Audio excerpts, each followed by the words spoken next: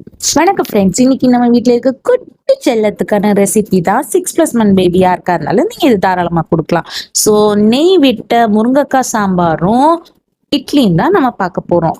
இதுக்கு நான் வந்து பாசிப்பருப்பு எடுத்திருக்கேன். துவரம் பருப்பு இப்போதைக்கு வேணாம். ஃபர்ஸ்ட் இனிஷியலா நீங்க கொடுக்கும்போது ஒரு 2 வீக்ஸ்க்கு பாசிப்பருப்பு கொடுங்க. அதுக்கப்புறம் நீங்க எந்த பருப்பு வேணாலும் கொடுக்கலாம்.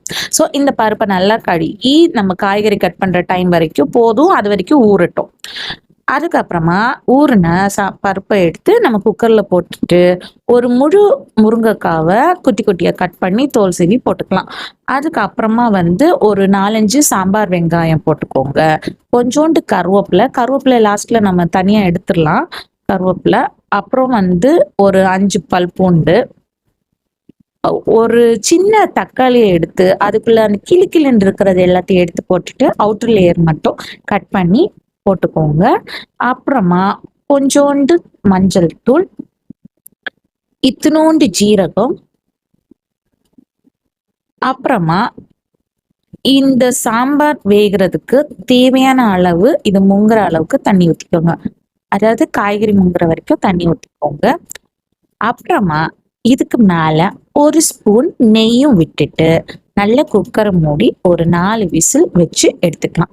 ஸோ இந்த சாம்பார் வேகிற டைம்ல இப்ப நம்ம இட்லி பாத்திரம் எடுத்துட்டு அதுல கொஞ்சோண்டு ஸ்பூன்ல நெய் எடுத்து இப்படி கொஞ்சம் கொஞ்சம் கொஞ்சமா ஊத்திக்கோங்க. அதுக்கப்புறம் ஒரு ப்ரெஷ்ஷை வச்சு நல்லா தடவிட்டு முழுசா இட்லி ஊத்தி இட்லியும் அடுப்புல வச்சுக்கலாம். ஸோ இவ்வளோ இட்லி குழந்தை சாப்பிடுமான்னா ஒரு இட்லி தான் சாப்பிடுவாங்க. மிச்சம் எல்லாம் நம்ம சாப்பிட்டுக்கலாம். ஓகே, ஸோ இப்போ இட்லியும் சைடில் வச்சாச்சு. ஸோ இட்லியும் ரெடி ஆகிற டைம்ல சாம்பார் வந்து விசில் விட்டுரும். ஸோ இப்போ பார்த்தீங்கன்னா சாம்பார் ரெடி ஆயிடுச்சு. ஸோ சாம்பார்ல இருக்கிற முருங்கைக்காய் எல்லாத்தையும் எடுத்து இந்த மாதிரி ஸ்பூன் வச்சு 2ஆ உடைச்சி உள்ள இருக்கிறது எல்லாத்தையும் எடுத்துக்கலாம்.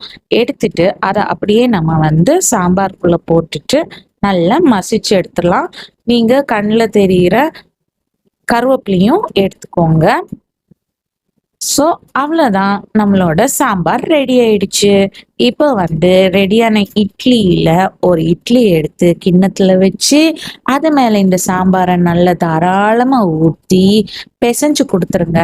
இப்போ 6 months பேபிஸ் ஃபர்ஸ்ட்னா இதை அப்படியே மிக்சியில ஒரு அடி அடிச்சு எடுத்து வச்சுக்கோங்க. 7+ months பேபிஸ்க்கெல்லாம் இப்படியே நீங்க ஊற்றி